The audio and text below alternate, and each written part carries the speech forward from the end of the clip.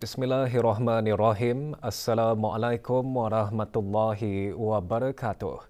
Status harian norma baharu COVID-19. 3 kes dalam kategori 5 iaitu mereka yang memerlukan rawatan di unit rawatan intensif ICU. Kementerian Kesihatan juga memaklumkan 5 kes dalam kategori 4. Sementara itu, 1,088 kes sembuh dan 2 kes kematian dilaporkan. Jumlah keseluruhan pemberian 2 dos vaksin COVID-19 bagi kanak-kanak berumur 5 hingga 11 tahun ialah 76% dan liputan bagi rakyat dan penduduk negara ini yang mendapatkan 3 dos vaksin adalah 73.4%. Manakala 3.1% bagi 4 dos vaksin.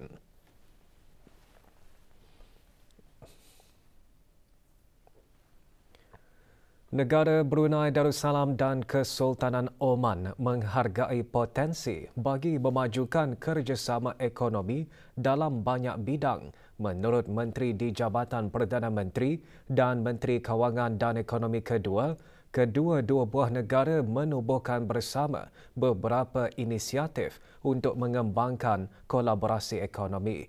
Ketiga berucap semasa dialog kerjasama negara Brunei Darussalam dan Kesultanan Oman yang berhormat Datuk Seri Setia Dr. Awang Haji Muhammad Amin Liu bin Abdullah berkata negara Brunei Darussalam melihat pentingnya mengekalkan persahabatan untuk terus utuh bagi jangka masa yang lama bukan sahaja untuk generasi masa ini bahkan juga generasi masa depan.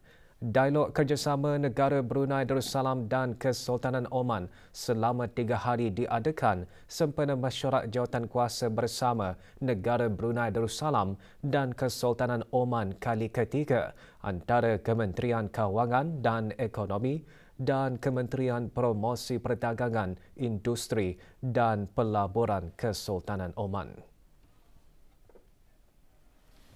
Indeed, the strong bilateral relations between our countries are underpinned by close people-to-people ties through exchanges of government officials, experts, academicians, students, among others. The common appreciation for the richness of our country's cultural heritage is also reflected in the elevated engagements in this sector. Tuan Yang Terutama Sheikh Ahmad bin Hashil Al-Maskari, Duta Besar Istimewa dan Mutlak Kesultanan Oman, berkata kedua-dua buah negara menikmati sejarah hubungan persahabatan yang sekian lama terjalin. Negara Brunei Darussalam dan Kesultanan Oman yakin konsultasi dan kerjasama berterusan akan membawa hubungan dua hala dalam bidang pelaburan, pendidikan dan lain-lain bidang mencerminkan kerjasama yang bermanfaat bagi kedua-dua belah pihak. Tuan Fatih Al-Balushi, Ketua Pegawai Eksekutif Syarikat Pelaburan Oman Brunei OBIC dalam ucap tamanya menjelaskan syarikat berkenaan merupakan dana ekuiti swasta yang ditubuhkan bersama oleh Otoriti Pelaburan Oman dan Agensi Pelaburan Brunei dengan objektif strategik bagi mengukuhkan hubungan kedua-dua belah pihak selain menggalakkan pelaburan ekonomi.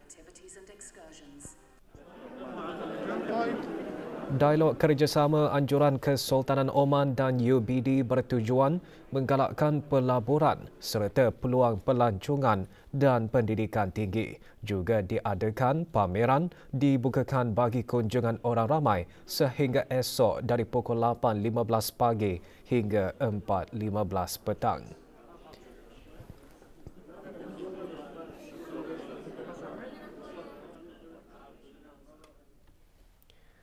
Sebagai rakyat yang bertanggungjawab, kita haruslah memberikan sokongan kepada dasar-dasar yang telah digubal oleh kerajaan.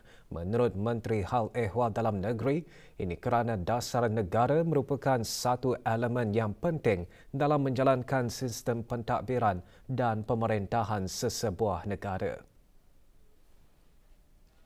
Saya menyeru agar kita selaku rakyat dan penduduk di negara ini untuk berganding bahu dalam menyokong dan mendukung dasar-dasar kerajaan demi kemajuan, kemakmuran, keselamatan, kesejahteraan seluruh rakyat dan penduduk negara Brunei Darussalam. Yang berhormat Datuk Seri Paduka Awang Haji Ahmadin bin Haji Abdul Rahman berucap semasa majlis penyampaian sijil kerakyatan kali ke-35, seramai 442 orang menerima sijil masing-masing. Majlis berlangsung di Dewan Persidangan Bridex, Jerudong.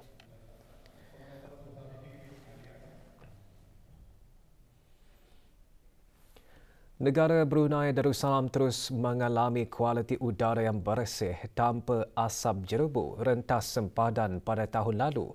Walau bagaimanapun musim kering masih belum berakhir dan disebabkan oleh perubahan iklim, ia akan memanjangkan keadaan kering. Justru Menteri Pembangunan menyeru kesemua negara yang menjadi jawatankuasa pandu mengenai pencemaran jerebu rentas sempadan untuk meningkatkan usaha dan bergerak ke hadapan bagi mencari penyelesaian pragmatik masalah jerebu. Yang berhormat Datuk Paduka Awang Haji Muhammad Juanda bin Haji Abdul Rashid menyatakan perkara tersebut semasa mesyuarat jawatankuasa pandu Sab Serantau mengenai pencemaran jerebu rentas sempadan MSC ke-23 yang diadakan melalui persidangan video. Mesyuarat juga dihadiri oleh para menteri dan perwakilan daripada Indonesia, Malaysia, Singapura dan Thailand serta Setiausaha Agung ASEAN. Mesyuarat mengambil maklum mengenai maklumat situasi cuaca dan asap jerebu yang dibentangkan oleh Pusat Meteorologi Khas ASEAN ASMC.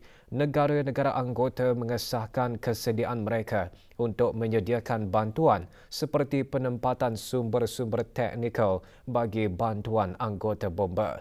Mesyuarat juga mengiktiraf kesan perubahan iklim dan keadaan cuaca yang melampau dan bersetuju mengenai pentingnya mengambil tindakan kukuh bagi langkah-langkah pencegahan.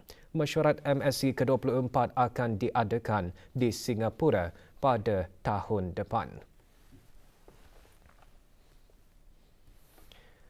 Bagi menyemarakkan dan memeriahkan lagi sambutan perayaan ulang tahun Hari Keputeraan ke bawah Duli Yang Maha Mulia Paduka Seri Baginda Sultan dan Yang di-Pertuan Negara Brunei Darussalam ke-76, Jabatan Penerangan kemarin mengadakan program Semarak Hari Keputeraan di Pusat Persidangan Antarabangsa Brakas.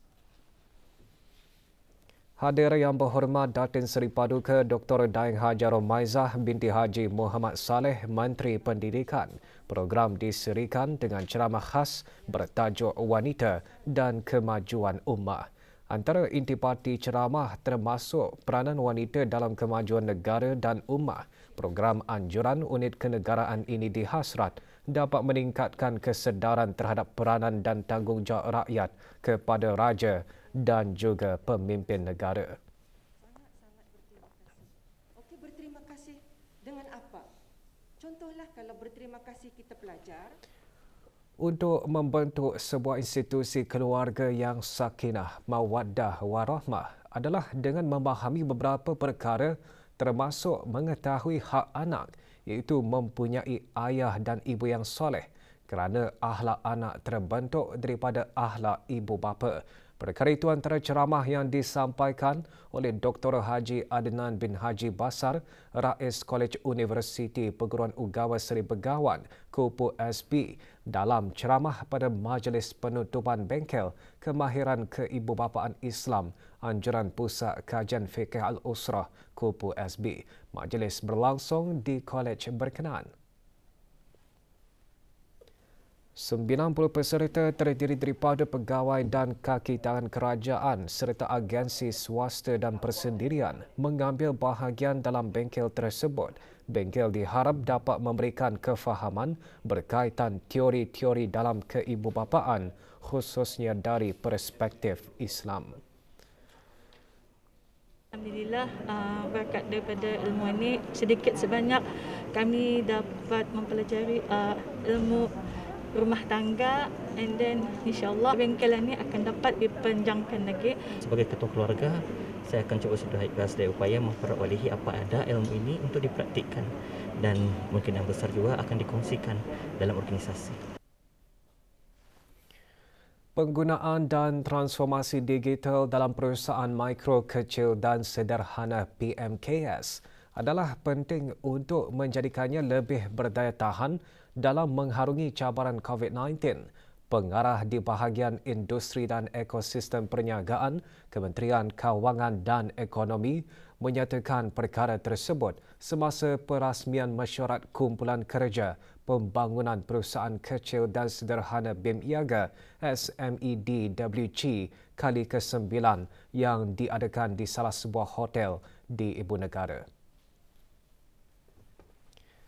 Menurut Awang Alan On, pandemik COVID-19 telah menjejaskan rantaian bekalan global dan memerlukan BIM-IAGA mempergiatkan usaha dalam kerjasama ekonomi dalam kalangan negara ahli.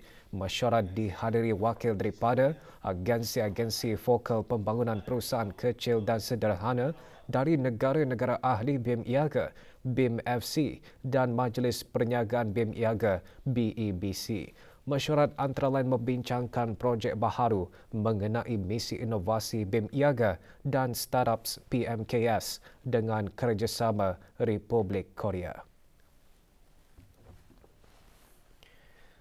Bertemakan memperkasakan bahasa Melayu, sambutan Bulan Bahasa pada tahun ini akan berlangsung hari ini secara hybrid.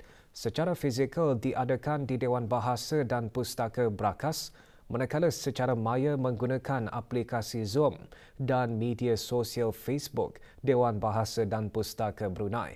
Pelbagai kegiatan telah disusun atur dan dilaksanakan sehingga Jun 2023. Perkara tersebut dikongsikan oleh pemangku pengarah Dewan Bahasa dan Pustaka semasa sesi temu bual bersama pewarta RTB. InsyaAllah ada satu kegiatan baharu ke arah mertabatkan dan mengukuhkan bahasa Melayu sempena sambutan Bulan Bahasa 2022 akan dilaksanakan, iaitu penggunaan anugerah wirabahasa. Anugerah ini diwujudkan sebagai anugerah tertinggi khusus dalam bidang bahasa dan persuratan Melayu di negara ini. Anugerah ini akan diberikan dan dilaksanakan pada awal tahun 2023. Maklumat mengenai program dan kegiatan yang akan diadakan sempena Bulan Bahasa layari laman sesawang Dewan Bahasa dan Pustaka.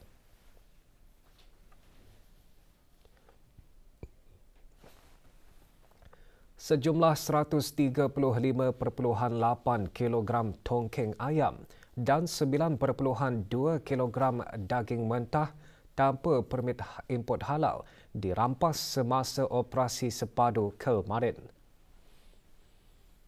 Operasi kata sebuah rumah di Kampung Kilanas ini dijalankan oleh bahagian Kawalan Makanan Halal Jabatan Hal Ehwal Syariah dan Jabatan Kastam dan Eksais Diraja yang membawa jumlah keseluruhan rampasan sebanyak 145 kilogram. Kes tersebut diserahkan kepada Jabatan Kastam dan Eksais Diraja untuk siasatan dan tindakan selanjutnya. Bank Islam Brunei Darussalam BIBD tahun ini menerima pengesahan berprestij bagi taraf A stabil yang dipegangnya sejak tahun 2015 sekaligus meletakkannya setanding dengan bank terkemuka lain di rantau Asia Pasifik. Penarafan itu diberikan oleh sebuah agensi penarafan kredit antarabangsa terkemuka S&P Global hasil tinjauan kepada BIBD.